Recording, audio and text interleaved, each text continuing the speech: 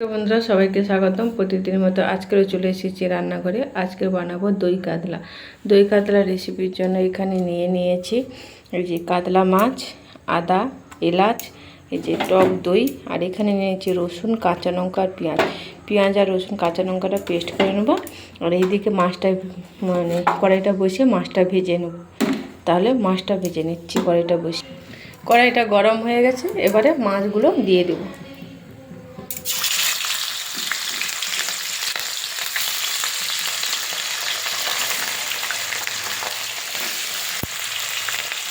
দিয়ে ভেজে নেব। মাছগুলো আমার ভাজা হয়ে গেছে, এই যে লাল লাল করে ভেজে নিয়েছি, এবারে তুলে নেব। কড়াইতে তেল আছে, আর তেল দেবো না, দিয়ে দেবো দুটো এলাচ, পেস্ট করে রাখা মশলা, পেস্ট করে রাখা কাঁচা লঙ্কা, রসুন, পেঁয়াজ, এবারে ভালো করে কষিয়ে নেব। আর দিয়ে দেবো আদা।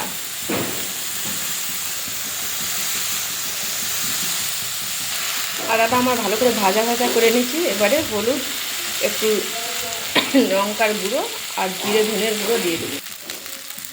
এবারে মশলাটা ভালো করে কষিয়ে নেব। এইদিকে মশলাটা কষাতে থাক, প্রায় কষানো হয়ে গেছে। এবারে জল দিয়ে দেবো। আর এইদিকে এই যে ভেজে রাখা মাছে এই টক দইটা একটু মাখিয়ে নেব। মশলাটা কষানো হয়ে গেছে, এবারে জল দিয়ে দেবো।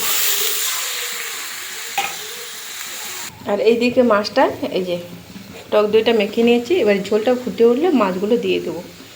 ব্যালেন্স আনার জন্য যেহেতু টক দই দিয়েছি, অল্প করে একটু চিনি দিয়ে দেবো।